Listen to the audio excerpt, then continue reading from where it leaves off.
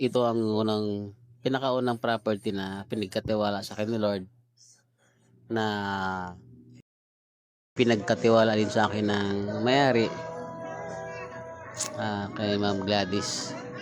Salamat ito at kahit paano nabubuhayan tayo ng loob na buhay. Yung tiwala na dapat ingatan, mahalin.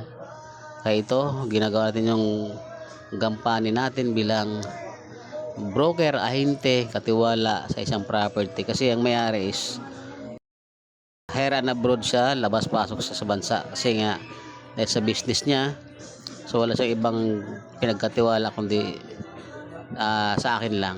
Wala ibang tao. Marami siyang nakausap pero ako lang talagang tinuro ng Lord para makapag dito sa bahay na tayo lang pinagkatiwala ng may-ari.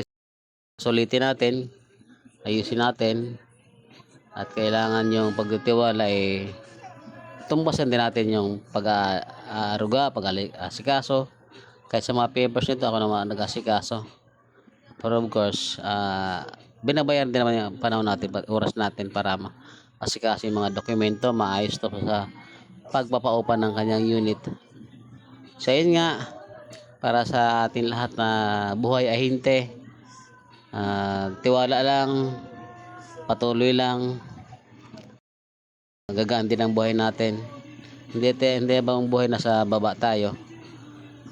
Makikita ni Lord yung pagpapago natin, pagpupursigi, balang araw, susuklian din ng Lord yan. Continue lang tayo, huwag mawala ng pag-asa.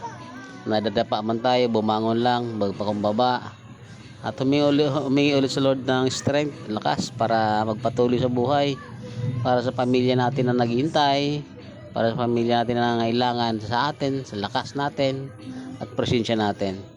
At siyempre pasalamatan natin sa Lord lagi, araw-araw,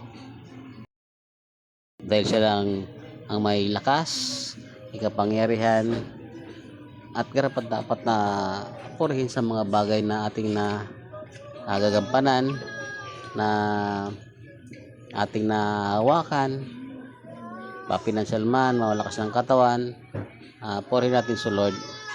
Yan lamang tanging nating maibibigay sa Kanya, kasi hindi natin kaya siyang tumbasan yung mga ginagawa niya sa atin Kaya kailangan lang salamat lang, kundi pasalamat lang kay Lord, matutuwa na si Lord.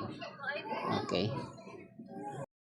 Ito nga pala paa sa lupa. So magpakumbaba lagi tayo. Mata sa langit, kailangan natin si Lord. Lagi na siyang hingian, lagi na siyang pasalamatan. Walang iba, kundi si Lord lang. At ito nga, dahil bakante na naman, hindi natapos nung Haponis yung dalawang taon na kontrata niya. Isa't kalahati lang kasi hindi nakapagbayad ng almost 3 months. So pinaalis na namin, pinabarangay na namin para umalis. Ayun nga, umalis nang walang problema, kahit na nagbayad ako na yun. So ito nilinisan ko na naman, ako lang mag-isa.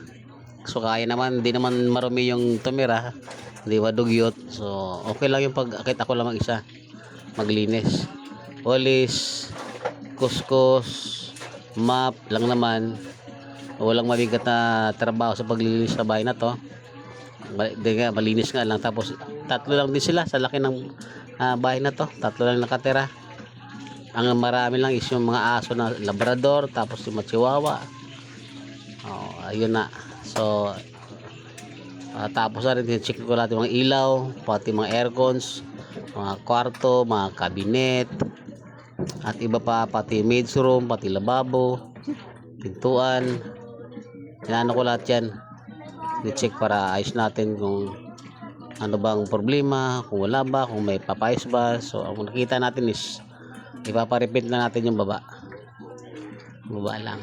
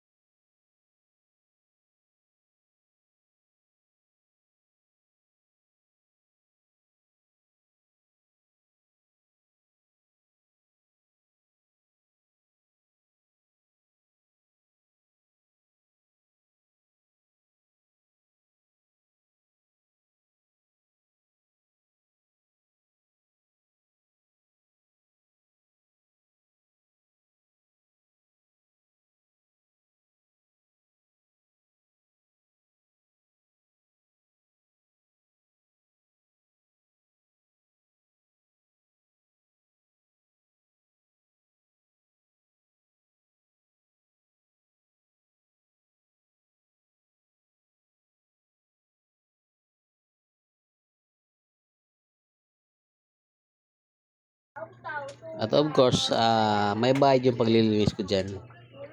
Hindi naman nagtithank you si madam. Lahat na nakita niya pag papawis ko dyan, pagkatrabaho, binabayaran niya naman. Ganyan kabait yung madam ko dyan, nagtiwala sa akin para sa property niya.